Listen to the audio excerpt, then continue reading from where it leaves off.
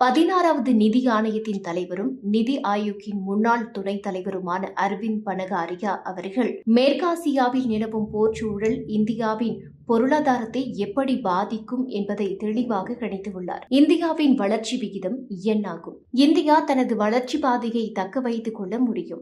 ஆனால் அது மேற்காசிய போர் எவ்வளவு காலம் நீடிக்கிறது என்பதை பொறுத்தே அமையும். போர் 3 மாதங்களுக்குள் முடிவுக்கு வந்தால் இந்தியாவின் வளர்ச்சி விகிதம் 6.5% இருக்கும். போர் இந்த முழு நிதி ஆண்டிற்கும் நீடித்தால் வளர்ச்சி விகிதம் 6% குறைய வாய்ப்புள்ளது. முக்கிய பொருளாதார சீர்திருத்தங்கள். பனகாரியா அவர்கள் சில அதிரடி மாற்றங்களை முன்வைக்கிறார்.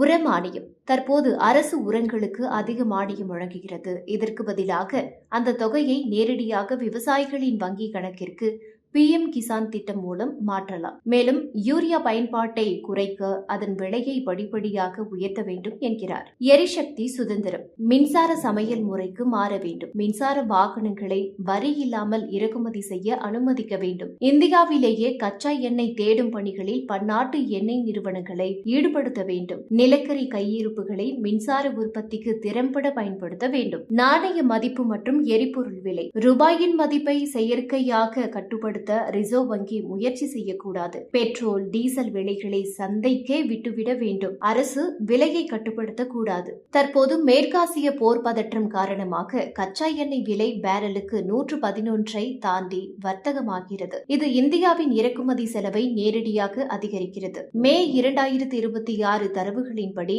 இந்தியாவின் பணவீக்கம் சவாலான கட்டத்தில் உள்ளது. எனவேதான் அரசு பெரிய அளவிலான நிதி செலவுகளை செய்வதற்கு பதிலாக கட்டமைப்பில் மாற்றங்களை கொண்டுவர வேண்டும் என்று வல்லுநர்கள் வலியுறுத்துகின்றனர். இந்த சூழலில் அரசு செய்யும் செலவுகள் அத்தியாவசியமானதாக மட்டுமே இருக்க வேண்டும். எரிபொருள் இறக்குமதியை சார்ந்து இருக்காமல் உள்நாட்டு எரிசக்தி உற்பத்தியை பெருக்குவதே இந்தியாவின் நீண்டகால தீர்வாக இருக்கும் என்பதே பனகாரியாவின் முக்கிய அறிவுரை.